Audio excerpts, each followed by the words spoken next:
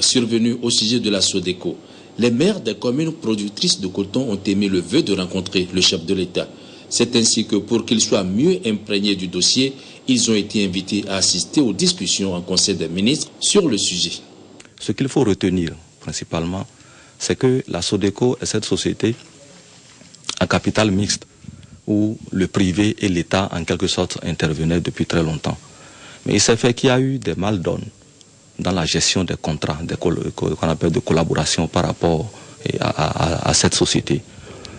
Voyant à l'horizon pointer les difficultés pour pouvoir faire évoluer la filière coton, surtout dans le processus d'égrenage et autres qui déjà est là, parce que la campagne de commercialisation va commencer d'ici peu, alors la décision a été prise de revoir les termes de ce contrat.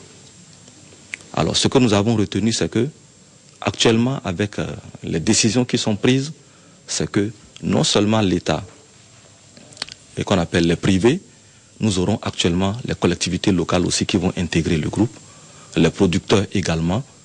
Ainsi, l'actionnariat et les administrateurs de la Sodeco qui étaient de 5 membres seront portés actuellement à 9 membres, où les principaux actionnaires, anciens actionnaires sont toujours présents, à savoir l'État, qui était là avec qu'on appelle 2 personnes, et les privés, M. Talon, qui était avec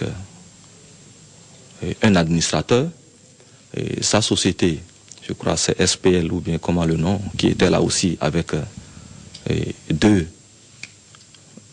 administrateurs.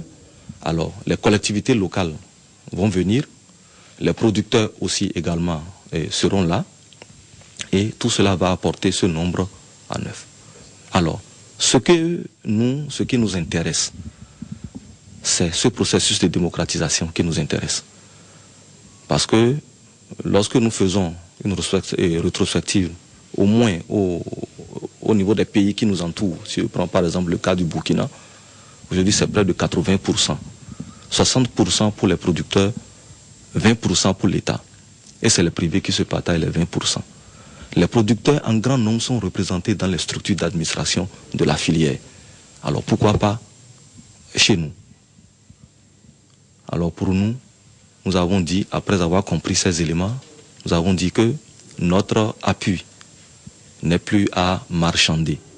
Et d'ailleurs, nous étions les tout premiers acteurs qui avons dénoncé en son temps les pratiques en la matière, les pratiques qui font reculer l'évolution du coton dans notre pays.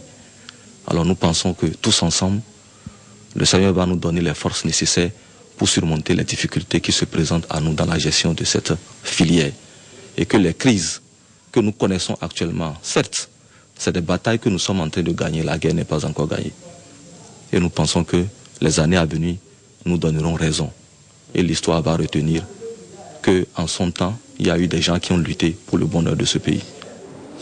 Et puisque nous étions avec les maires, parlons donc de la reprise de l'émission.